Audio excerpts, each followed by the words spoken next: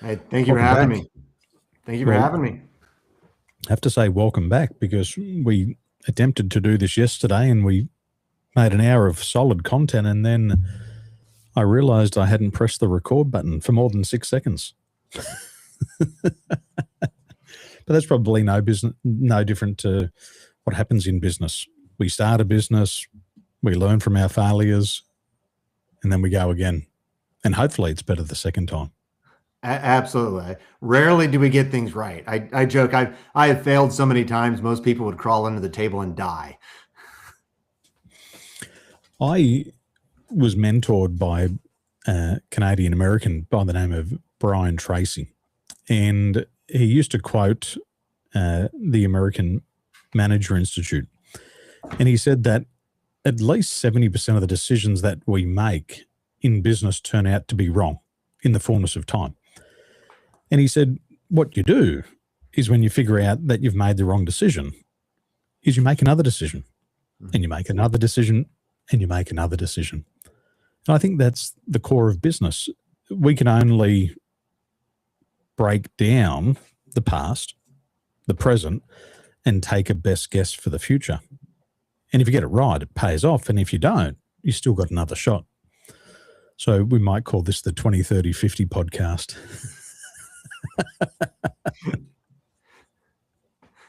Nice. Yeah, very rarely do we get things right. I like to think about it. Brian's right in that. Like at any one time, I know that there's at least three things I'm fundamentally wrong about in my company right now that I think I'm right about.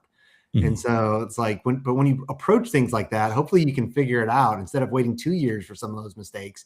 You can create an environment where maybe you find it out only in 3 months or 6 months. And so that duplicates over time. So I'm still wrong. I might be even wrong more than most people, but I'm willing to acknowledge it, 18 months earlier than otherwise I'd have to be drugged to it, kicking and screaming. Well, we really invest into these decisions, and when we invest pride and ego in it, that creates problems. Rather than being, what I like to call is outcome independent, make a decision. If it works, fantastic. And if it's not, don't get tied down to it. Just do something else. But the ego gets in the way, and it's like, oh my gosh, people are going to think I'm a failure. People think I'm going to make a mistake. And how could I live with myself? And people thought about that about me. And the internal chatter goes on, and you just double down onto the poor decision. But what the Turkish say, and I understand you've got a bit of Turkish heritage, the Turkish say it doesn't matter how far you've walked down the wrong path, turn around and go back. Yeah, I completely agree with that. So, we're going to make different decisions, and it's like there is ego behind it a lot of times. And I find another big part of it, especially at companies that are usually like the earlier companies, like 1 million to 10 million a year in revenue, will figure this out a little bit earlier. But the ones that have hit like 10 million to about 50 million, they struggle with not being able to break up like different phases. And so sometimes it's ego. In other cases, it's like when you're looking at revenue that's like, or things that impact revenue in 2 to 12 months, you should be tracking more lagging indicators. Revenue is a great thing for there. But as you start looking at those later timeframes, like 12 months to 24 months, or sometimes people go 12 months to 36 months or 36 months plus, you can't be tracking leading indicators. And so to your point about like ego, or lagging indicators, you have to track leading indicators. And the ego is you have intentionally decided to do this thing in your business to grow it in 3 years. And rather than choosing up front what those leading indicators are, to your point, you get now 6 months down the line, and because you didn't see revenues grow from something, even though you knew that you were not expecting the return yet, you start going, well, we need to change that. Well, no, if you were tracking the right thing, you were taking your ego out of it, you would realize maybe you were on the right path. But we don't break things up like that when you get to a certain stage, because we've gone through that early on in the company being like, well, I was right. No, sometimes you need to just track things differently. I've made plenty of bad decisions in business, but because of good mentorship and because of good guidance, I did what the pros did. They said, just stop, pause, and think. Okay, slow down. Yeah. You got to slow down to speed up. Slow down. Okay, what worked? Because there's always something good in it. what worked. I remember we had a very small financial business, a pawnbroking business, and we made little decisions.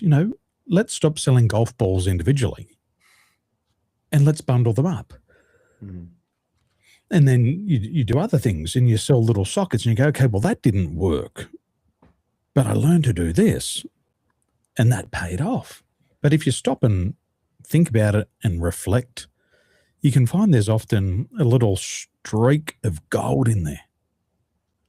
But you can only see it if you can slow down. And one thing about the mind and the way that it works, it tends to process information a lot better in silence.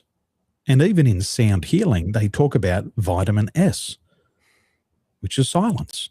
Mm-hmm. And I think every mentor says, take a time out, have a breather, pause, and just think, reflect. But we live in a busy world. And I'm a hustler and I got to stay up till 2 o'clock in the morning. I don't have time to think. Well, and now it's like, one of the reasons it's gotten so much worse, because like one of the reasons I hear from so many executives, like, why did they upgrade to YouTube Premium? It wasn't because they wanted to not have the ads. It's because they want to be able to go faster than 2x speed when they're listening to all these things. And it's like, I'm right there with them, podcasts, YouTube videos, lectures. And to your point, like, you do have to slow down. I am different than a lot of people where it's like, I do not necessarily need just the rest that a lot of people take. For me, I need active rest. I need doing things, cutting down trees, making hiking trails. Those things are so different than the knowledge work I do. That actually regenerates me so much more. But to your point, it's completely different if I'm going out and I'm building hiking trails on our property in silence, or just with my son being able to talk to him, as opposed to if I've got a podcast in the ear and I'm working. Like, two entirely different things. If I have that silence, or I like to talk about it, it's executives need sitting out the window time. If you're trying to solve through things, like if you want a bland marketing strategy, just go to any LLM nowadays. It'll give you average, because it's meant to be mathematically. Here's the average of everything that's out there. If you want to have something that's unique, you need some looking out the window time in silence. Yeah. We all know it. We all know it. We detach and we walk out the door. It happened to me an hour ago. There was a couple of hundred things on my mind and something really important. And I said, I've got to download these files on my computer. And I was thinking about it on the drive home, thinking about it, had a million things to do, walked in, kept talking, put my backpack on, went to the gym, closed the door, pressed the elevator, everything was silent. And I was just waiting for 30 seconds and I was like, you got to go download those files. But if I would have had the headphones in blasting away, it would have been another distraction. And it was a high value activity. But it was the silence that pulled me back to it. And we all have it. You jump in the shower and you have these $1 million ideas. But there's no pen in the shower.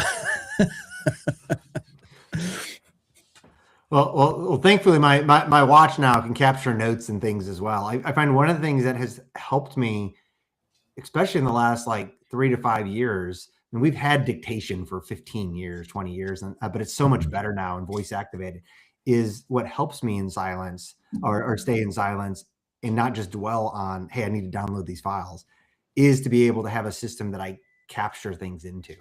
And so that it's out of my mind, it's out of the cache memory that's in my brain.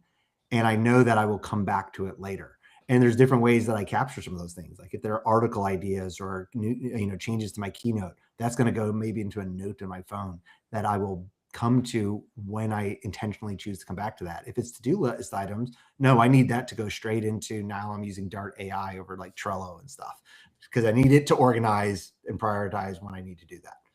Mm-hmm. When you deliver your keynotes, what's the topic at the moment? What are people most tuning into in your audience? It tends to split into one of two different things. One is either modern marketing. So some cases people are asking questions about, how do you integrate AI? Can you really replace your marketing team? Usually there's a misunderstanding that I've done discovery beforehand, where it's like they're asking about demand generation, but they think that means the same thing as lead generation. So you're having to break people back down to like, what does modern marketing look like? But the other side, and much more, has been creating high performing teams. I am the world leader in servant leadership right now. If you go to Google and start typing, you're actually on google.com, you start typing top leadership speakers, it's going to auto complete my name, or best leadership speakers. And that's only because I'm regurgitating information I've learned, to your point about like Brian Tracy. I'm regurgitating information that I've learned from mentors, and that, many successful leaders have done over years. I just have a slightly different way of presenting it today. And I'm one of the few keynote speakers that's on the topic that's, actually still in the trenches, leading companies right now, leading teams, as opposed to just leading a leadership development company, which there's nothing wrong about. But, John Maxwell has not led a company. I mean, he has his own speaking company, but he hasn't led a operational company in 35 years. So somebody, how I heard it once is, you can learn from the result, or you can learn from the climb. And I think we all get to the stage where we've learned from somebody who's on the climb. And then you go, I think I just need to learn from the result, because it's a different world out there. My wife's studying a master's of psychology, but she's also got 14 years of history in coaching. And it's a different world. It's like she's done it in reverse. Most people went and did the master's and then got into the real world, but she's been in the real world for 14 years and goes back into the master's for 3 years, and it's a different world.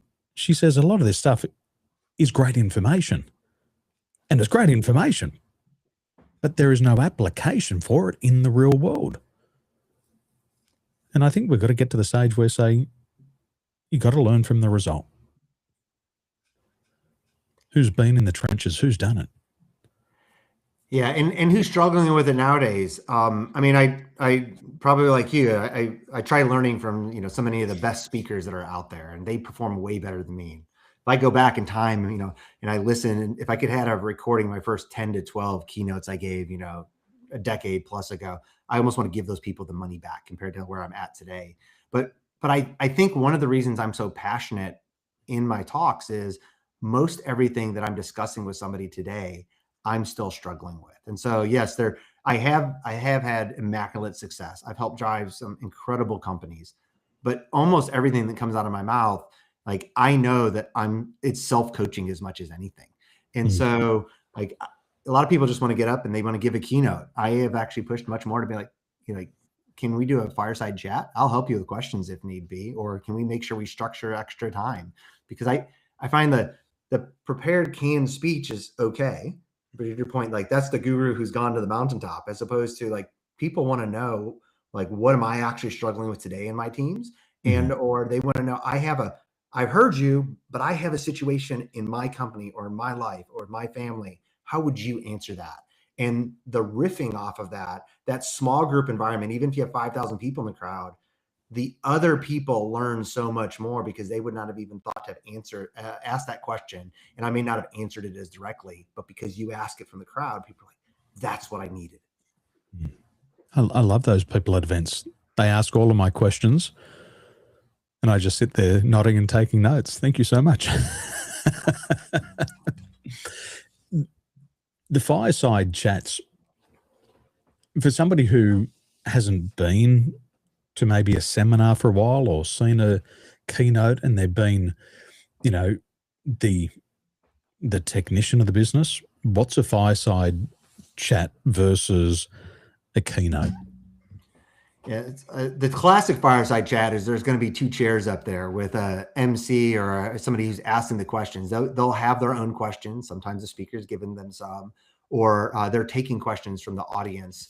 And so they're asking that of the featured guest, me in that case.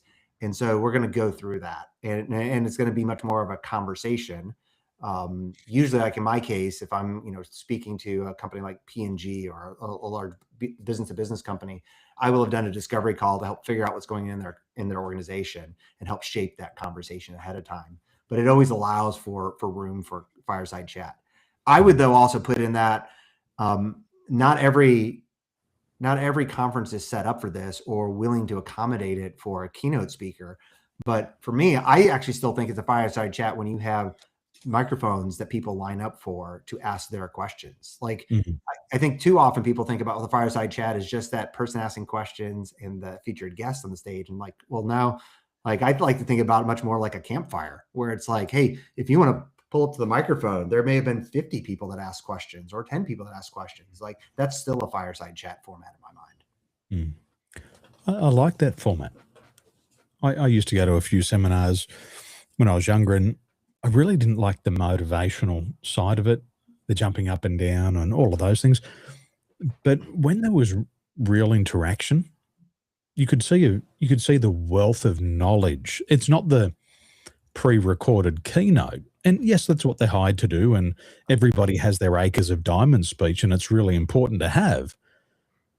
But when that microphone comes out and they get to answer it for real, you think, you know what? I actually can see depth in this person. Not just, it's like a keynote. I love them, but I've only got 17 minutes and it's structured and I got to hit my key points and here's my point and I'm out. But when they can break it down for you and dig a little bit into what you're doing and you start to have those connections in the brain, like, okay, I actually get it now. I've heard other people discuss my problem in different ways that I might not think about it, but I'm getting it. I like that. Yeah, what's jumping out to me as you're telling the story is I currently co-lead, and for about 2 years now, I co-lead a roundtable for. We have about 200 senior executives at companies between like 10 million up to about 500 million. Usually not the CEO, although they're welcome. It's usually the person that reports to the CEO or the person that reports to the person that reports to that CEO. And I've had executive coaches before. I've had mentors before, like you have, and those are great relationships at times.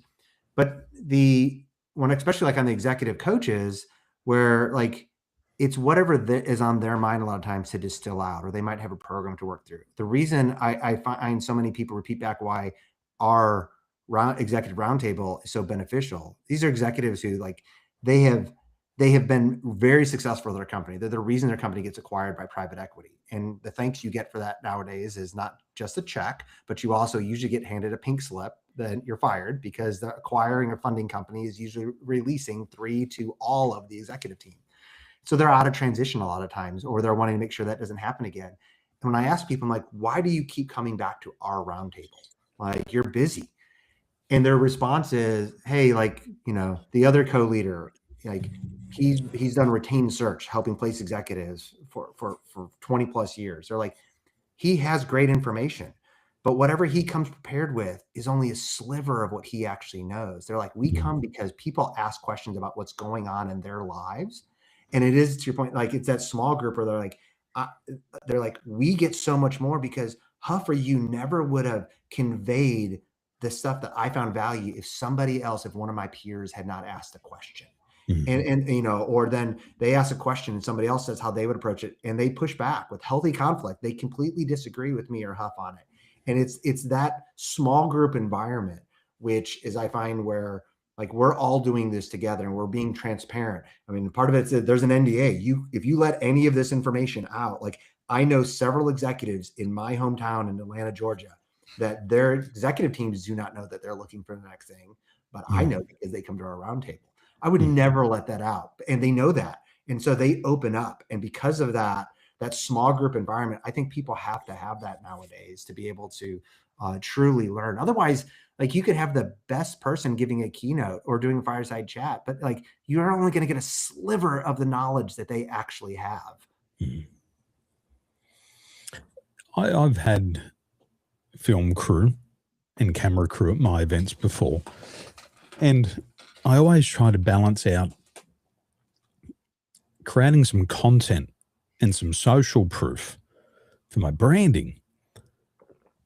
But I also find the balance from the attendees' perspective where they don't necessarily want a camera or a microphone up in their face all the time.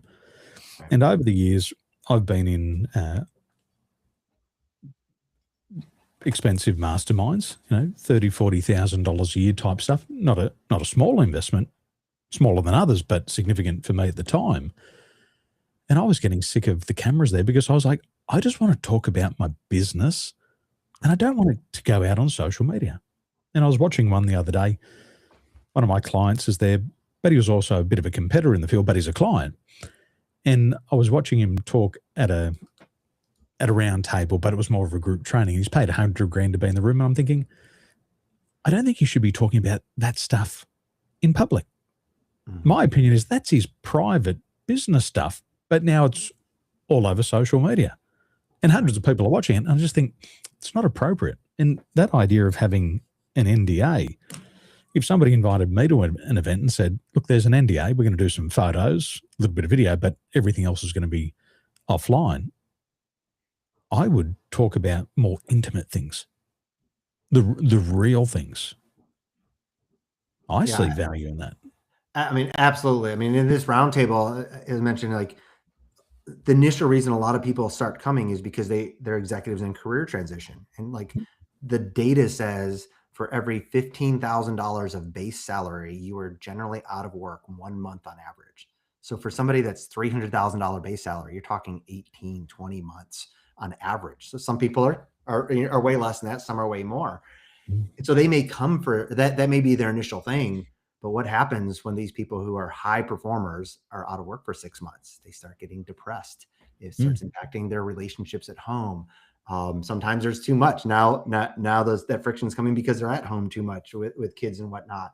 They like some of the benefit is allowing them to share that struggle, where at the same time, we have executives where they've landed their new role. They know that gap is going to happen in the future. And now they're 3 months, 6 months into their new role. And what do most high performers generally do? We stay so focused on what our outcomes are, we stop our networks going.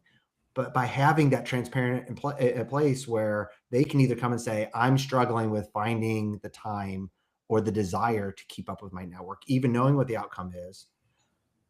Like sometimes they'll do that, but more often it's somebody else in the roundtable that comes up and says, hey, Daniel, you have mentioned in the past that this is important to you. I see that you're not keeping up with your networking. You're not helping. You're not proactively going out to people you know. You've said that that's important, and you haven't done any of it in 60 days. Like you can never have that kind of healthy confrontation with people if there was a camera that was always going to be going out in public. And you need to be able to call people out in that.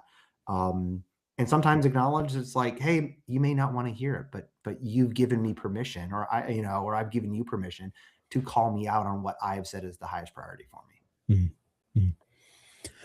In 2017, my son was being born, and I'd been on the road, traveling and working all around the world. I might be away from my daughter and my wife for 2 or 3 months, and I get really lonely on the road. And you're in these nice hotels, you're doing what you want, but the loneliness eats away at you. But as a coach and a mentor, I'm trying not to show that. But I've got my own battles. Right. And eventually 2017 come around and I said to my wife, I don't want to miss these early years with my boy because a lot of times I was away from my girl. So I said, maybe the next couple of years, let's just stay at home. And we'll work from here in Taiwan and we'll make some sacrifices, might lose a couple of sales, but no drama.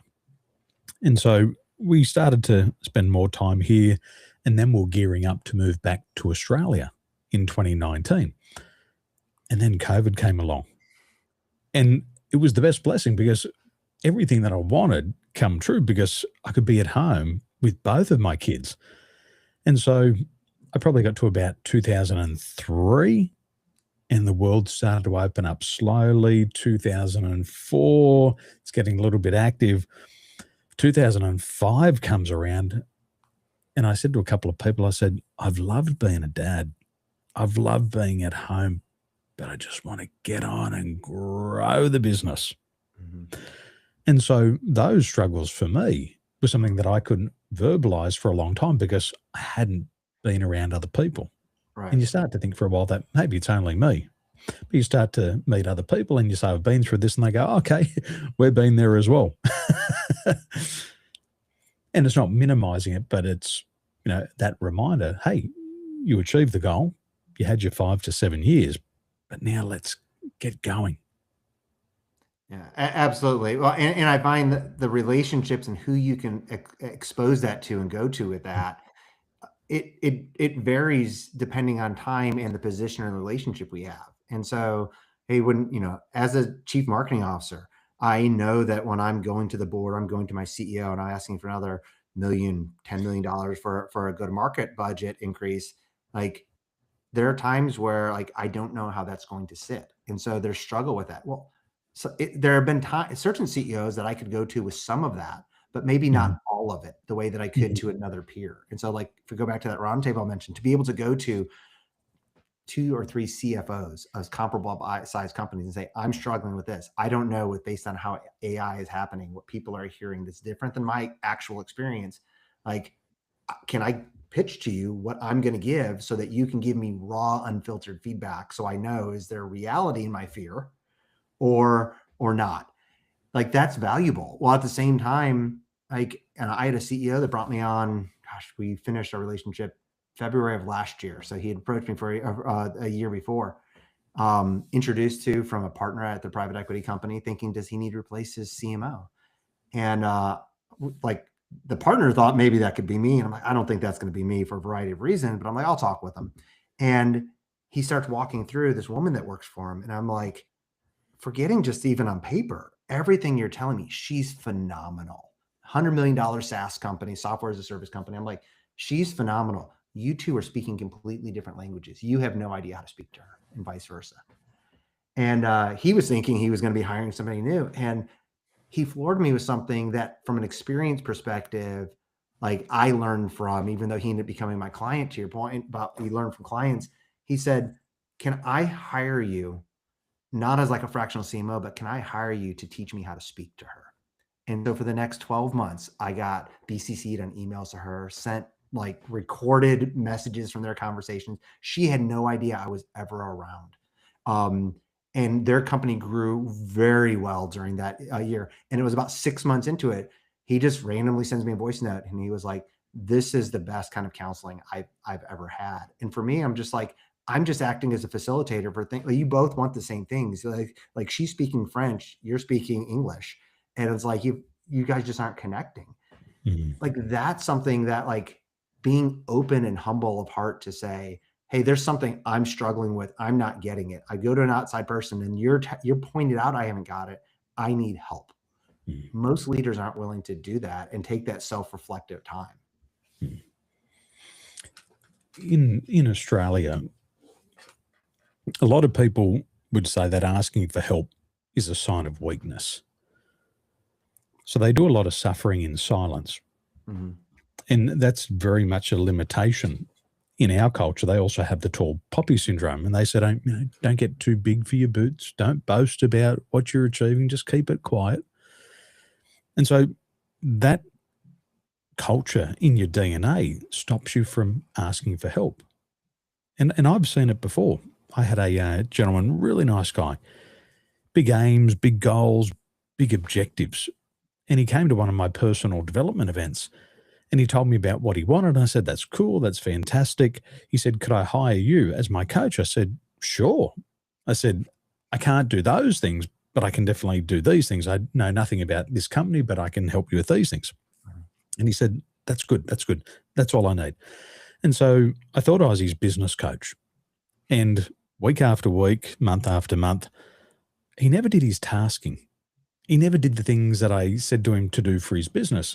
Mhm. And at the end of the year, I said to him, I said, why did you hire me?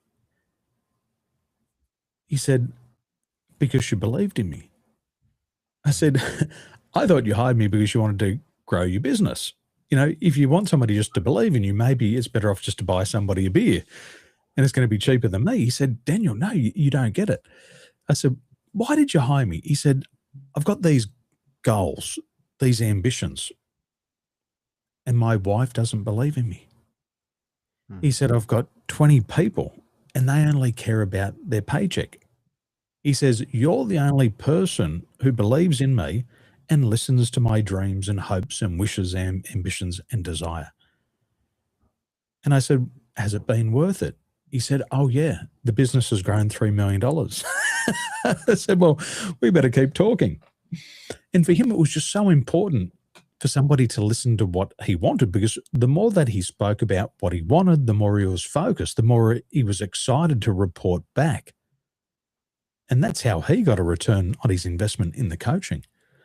And I had it wrong. I thought he came to learn strategies, but he taught me something about what he really wanted. Yeah, I'm part of an organization called CEO Netweavers, and so it's all pay it forward senior executives around the United States that said we're servant leaders at heart. We have other things, and like one of the reasons it was created almost 25 years ago was it's lonely at the top, and top could be top of the company or any part of the division, and it's like, there's a big difference where people. Like as a servant leader, I know that I could call people that have worked for me before and offer them a job. So, and maybe I don't have the budget to pay them even what they're earning now, but they'll be like, I want to work for Kurt again. I felt different at that point. And they're going to weigh the decision about whether they should leave the company that they're at and come to where I'm at now. Now, some cases I can pay them more, but part of that is that those individuals have known that I'm not going to run the company to the place where like it goes bankrupt and you find out today that you don't have a job as of today or Friday. Like I have no problem having hard conversations with people.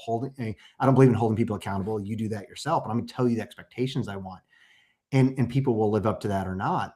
But they know that I care about them as a person, and one of the reasons I'm part of this organization, CEO Netweavers, is part of our filtering is every other senior leader has that same servant leadership approach. So when I know I'm struggling with something, they're going to come and say, well, this is what the pure cutthroat person would do that leads to authority.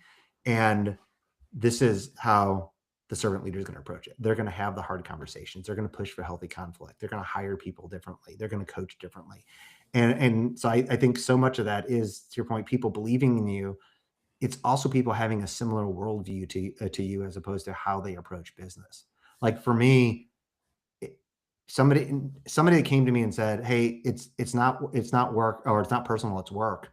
I am not your executive coach. I do not want to work on your leadership team. Like there's no way that you're going to be able to pay me enough, because for me, that's a completely different worldview. I'm going to know at any time we come into a struggle, you're going to approach things different than me. Not that I won't say fire people, let people go for performance, but I'm going to think ahead of time about, hey, what is the controlled risk we're putting in here that's going to impact not just the company, but also the families of everybody that's there.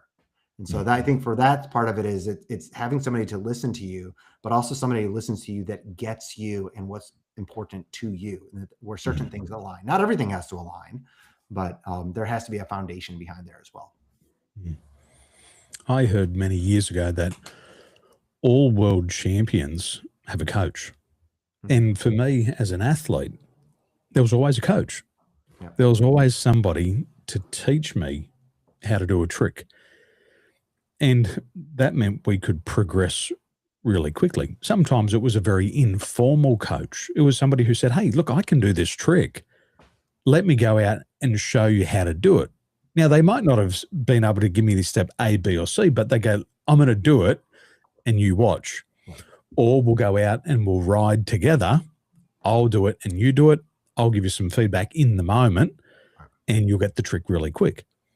And so as athletes, we didn't want to have to learn through trial and error, because as a wakeboarder, in my day, we used to go faster on the boats and we used to have longer ropes. So when I'm cutting into the wake of the boat on an 85-foot rope or a 95-foot rope and I hit that wake, I'm flying through the air at 40 miles an hour and I'm landing 60 or 70 foot from where I launched off the wake.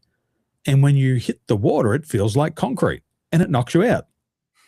And you don't want to do that too often because it hurts. It hurts physically, but mentally you're seeing stars for a week.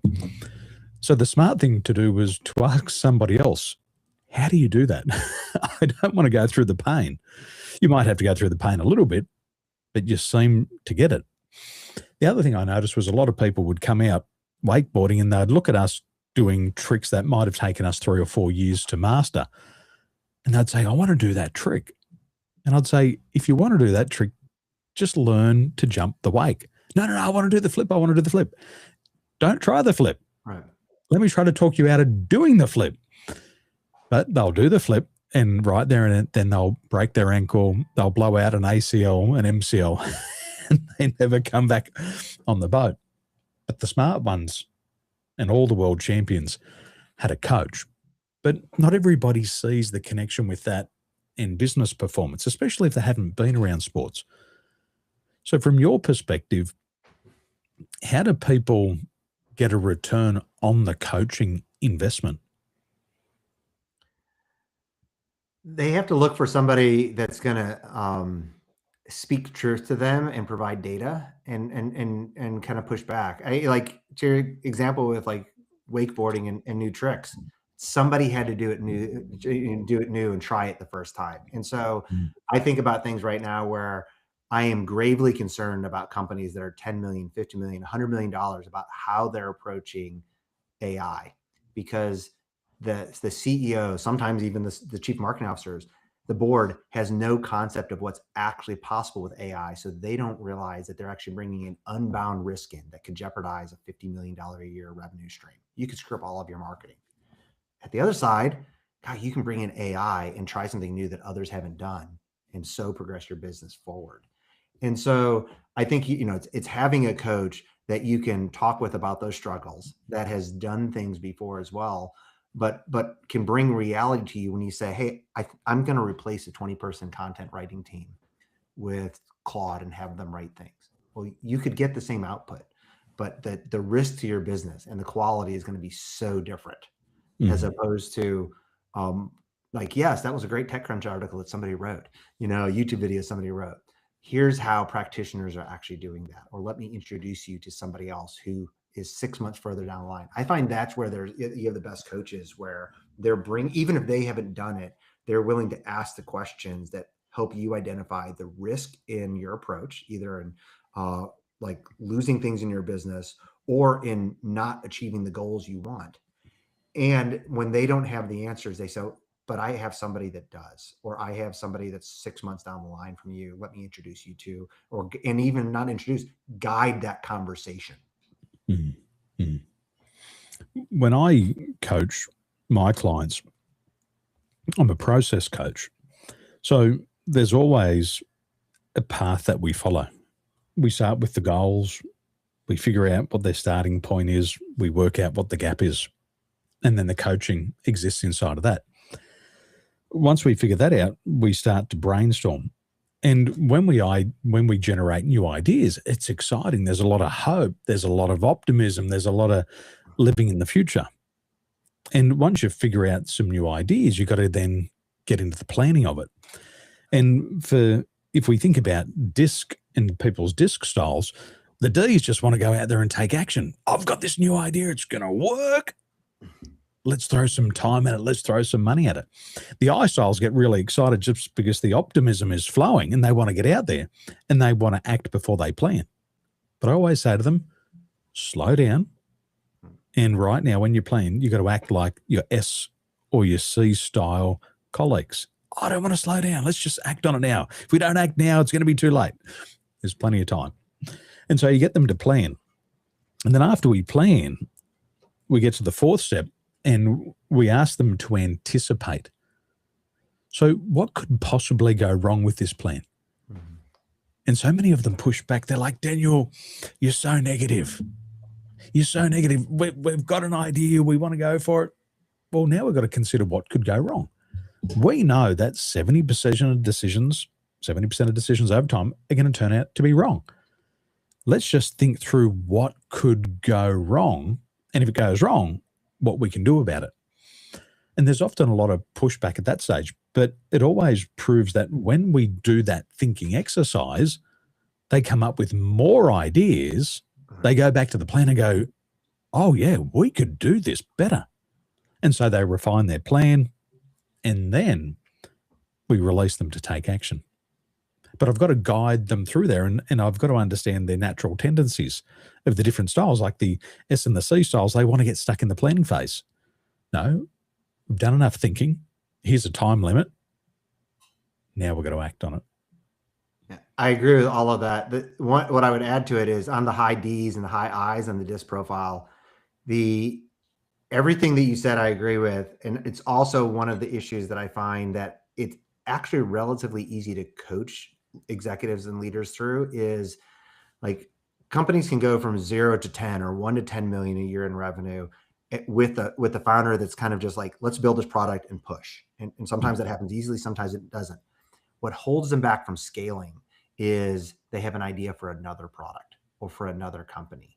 And what they don't realize is, and you, because they're so outcome focused, when I guide them through it and says, no, like, yes, you can go start another company, but it's going to so separate your attention or your marketing teams. Or at that point, you need to start separating a go-to-market investment into the different timeframes we spoke before, like 0 to 12 months, 12 to 24, and 24 plus. And I go, if you just go shift and do something else now, you're never going to get the momentum to go from 10 to 50 million. Because like, and you point that out with their high D, high I approach, it says, no, that other idea is great.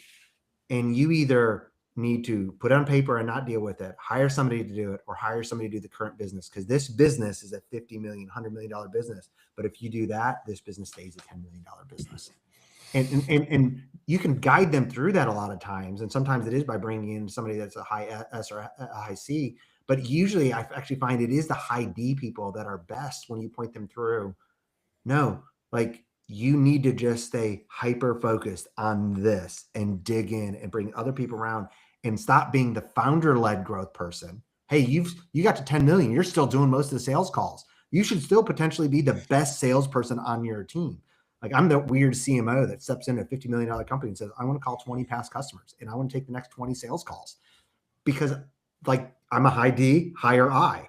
And so it's like, I need to hear that directly, but I also know from repetition, well, that's how you hit scaling. The D styles with their shiny object syndrome. Always a new idea. The other thing I love about the D style is the my way or the highway attitude. And especially when they're trying to grow their business or even just when they're learning to delegate. They'll delegate it. Oh, fuck, I can do it better than that person. And they take it back. And their to-do list starts to get longer and longer and longer. There was a really good book. I forget the author's name, but he wrote the book on disc and it was called Surrounded by Idiots. Have you heard of that one before? I haven't. It's a great title. It's a great book and it's about D styles, pure Ds, just how they think everybody's an idiot. And I say to my wife sometimes, my D's really high and everything else is below the line. I say, everybody's an idiot. And she says, yes, husband, you're always saying that. I say, I know. and it's that awareness piece. But once they get it and they start to realize what they can actually do with it, it's very attractive for a lot of businesses to have that push, to have that aggression, to have that results focus, to focus on the outcome, not to care about how disgusting or hard the journey is. But we're going to get there. Well, I find that's why high Ds and high D and high Is, they need a coach, or they need to bring on, when they hit that $10, $20 million a year in revenue, especially if they've been self-funded, they need to bring on leaders onto their team that have already done the scaling on that. Because what the issue that I see with so many high Ds are the messy middle. We've all watched the Rocky movie or the old Jean-Claude Van Damme movies where they take, 2 years of training and they condense it into 12 or 15 minutes that some people fast forward through. Well, we know, like, that was 6 months or 2 years of hardcore training. That's the messy middle. That's where you go through this. Yep, you hit $10 million in your revenue, you hit $4 million in revenue. And you may have to really slow down growth or even stall growth to be able to put things in place or build trust with the industry in a way to be able to hit that inflection point. And when you point high Ds through, here's what that data shows. Here's where I've done that before. They get it, to your point. But if they haven't been humble enough to bring on a coach or to start hiring leaders around them that have hit that inflection point and they're willing to get pushed back on in healthy conflict, they'll bounce to something else. And then they'll wonder while they look back and go, I mean, I have a great lifestyle business at $5 million, $8 million a year. And like, you and I would step in and be like, yep, the reason it's been stuck there is because of this, this, and this. And their point is like, well, yeah, they went and created something else. Like you were the best person to lead through this messy middle of that montage of, Rocky Balboa training, but you didn't push through it. I was going to see one of my clients, blood red D, no I. And I said to one of my friends as a consultant, I said, I'll take you out to show you this business. Whatever you do, don't ask him personal questions and don't ask him about his goals because he'll tell you to fuck off and it's none of your business. And I briefed him, but the other consultant ignored me. He walked in, said, hey, how you doing? Tell me about your family and what are your goals? And the business owner just looked at me and you could just see the color red rising up through his face. And he just said, who's your mate? And I looked at him, I said, now know what I mean? He just wants to get down to business. Yeah, I find one of the things that helps me, that I have my own framework kind of for walking through like leadership styles, is yes, knowing their DISC profile, knowing different assessments is good. I probably still have right next to me my Birkman report. I love that for a communication style. What is it? Birkman. What's a Birkman?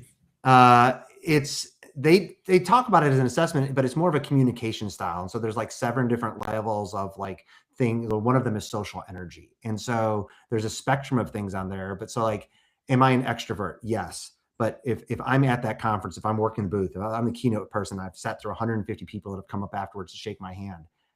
My social battery will decrease, and I need 1 to 3 hours to go be by myself, run, work out, and to be able to recharge. And then boom, I can go hit it again.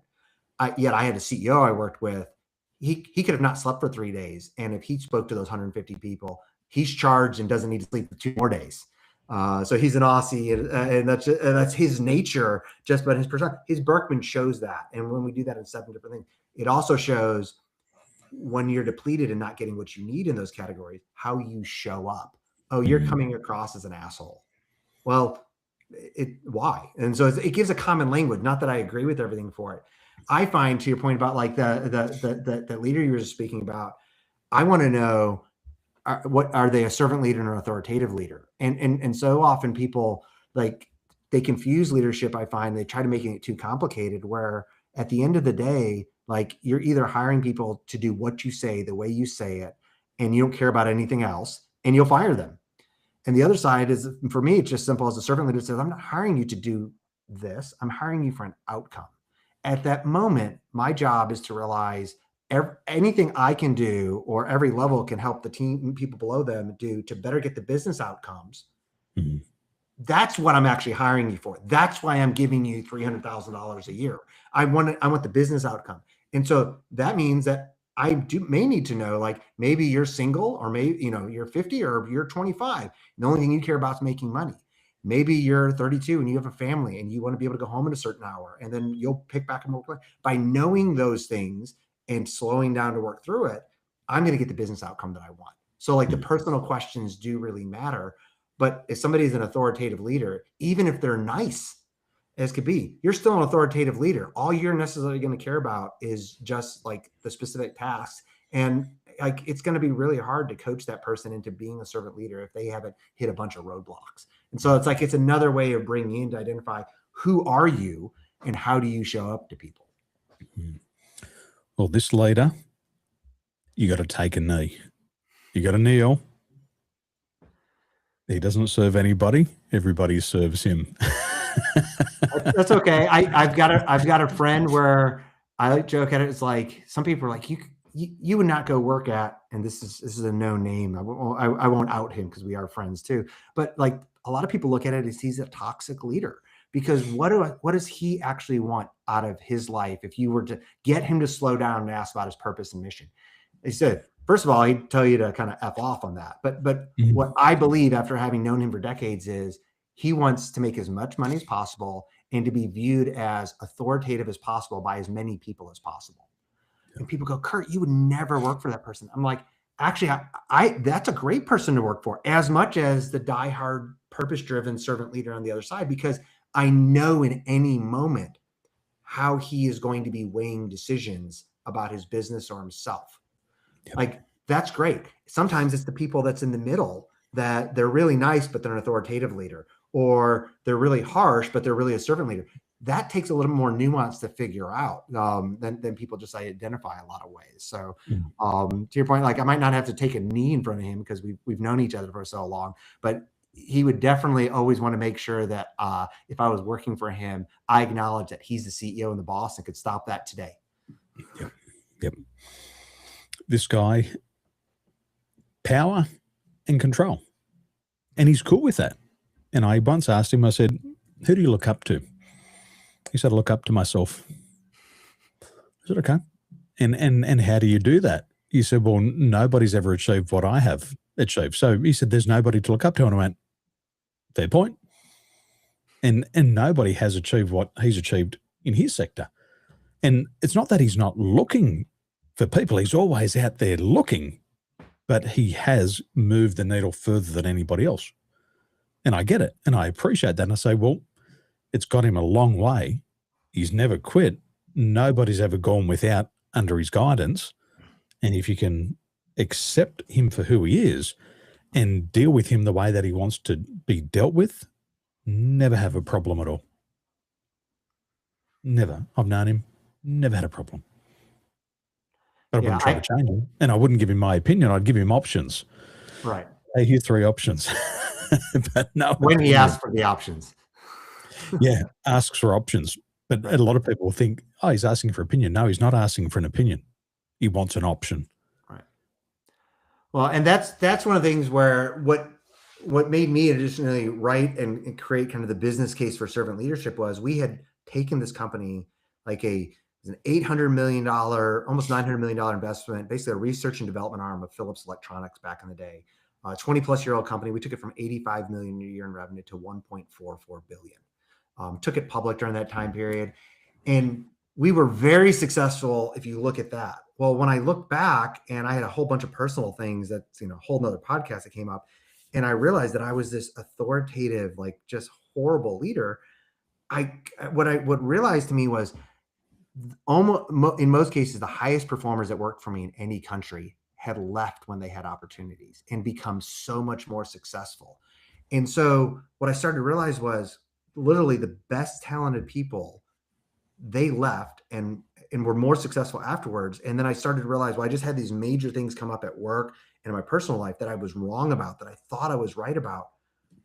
I bet those people knew that I was wrong about some of these things. And they didn't feel like that they could come to me and tell me that.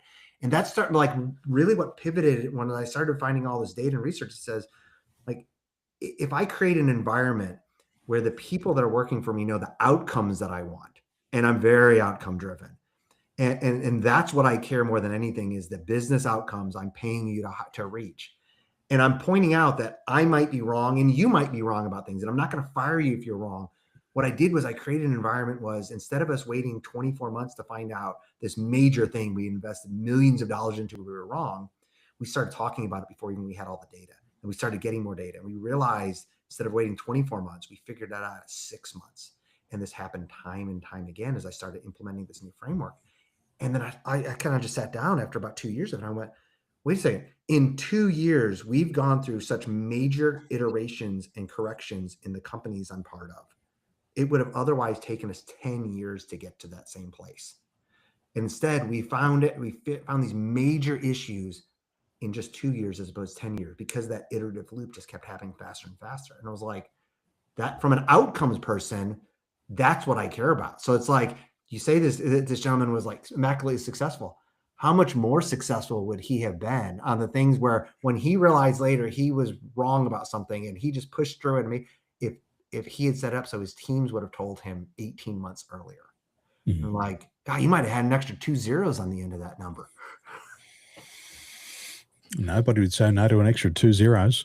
Yeah. I've never heard somebody say I want less zeros. Yeah. Well, and it's one of those things too. It's like, like anybody, I'm saying anybody can grow a company by 5, 10, 15% a year over year, but it's like, but no, the reason I've been part of hypergrowth companies is like, because it's like I help expose the entire leadership team. Like, here's how we should be thinking about things. Here's like, let's thrive with healthy conflict. At the end of the day, we may just hate everything that we just had about this, but we all agree we're walking back in tomorrow to work through this. And it's like, you need to be able to push back at me. And some of that is using different assessments like DISC or the Birkman I mentioned, like the CEO I mentioned with his social energy. Birkman told me something that I didn't realize, because he thrived in healthy conflict and we were in small kind of groups. But then I went back and I was like, gosh, I keep getting this toxic kind of pullback from him at certain things. And it gave me wording to ask him, if we were one-on-one, there was no level of harsh pushback that I could give him that would be unacceptable. I could call him anything I wanted. I could tell him he was stupid. These were the worst ideas. But the more people that were in something and I gave anything that could be viewed at, even questioning that was semi-critical, how he showed up, that was really bad. And when I was like, well, it says this about you. And he was like, oh yeah, that makes sense. And I was like, so really, like, if I think you're just making the worst decision possible on anything, can I just call you up and be like, hey, like, you don't even have to take your lunch. Just be like, I'm just lay into you. He's like, absolutely. And I was like, and if I think you're making a wrong strategy decision for $10 million and I ask you 2 or 3 questions to help you uncover that, if we're in like the wider leadership team, he was like, that will not go well. Simply knowing that fundamentally changed our relationship. And it gave me permission to come back really harsh on things that I disagreed with too. And it was nice to not have to push back as much. Being like, in this environment, you're just like, let me have it. And in this environment, you should just make notes and come to me afterwards.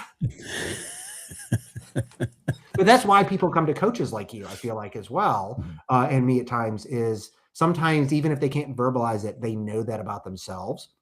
And they know that by writing a check and committing the time, that they're opening themselves up in some way to saying, I'm accepting of critical feedback.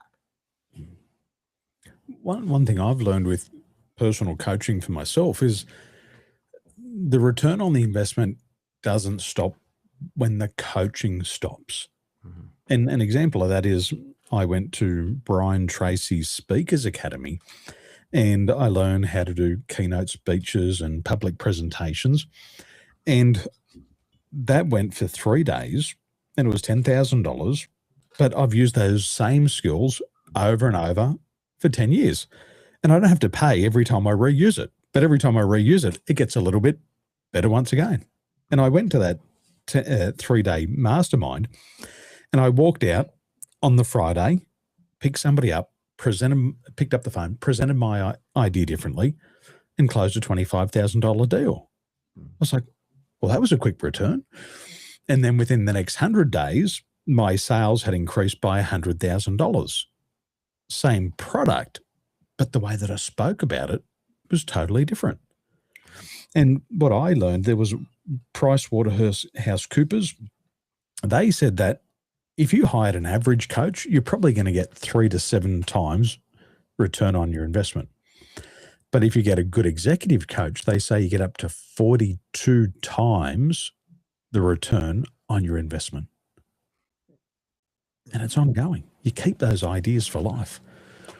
Those numbers apply almost exactly for hiring other senior leaders on your team, especially for the CEO. When I've gone back to, like, one of the things I love to being able to tell people is I have helped retire multiple CEOs I've worked for. And one of those had been the CFO of Disney as a whole and the president of Disney theme parks globally. And he retired after we worked together. And thanks to a lot of our team as well. When I go back to those people, I've gone back to them and I'm like, why did you hire me? And, why did you bring me into this role? And it was that they thought that I could over deliver on the role that they were bringing me into. But it was always, and I thought you would make me and the team better.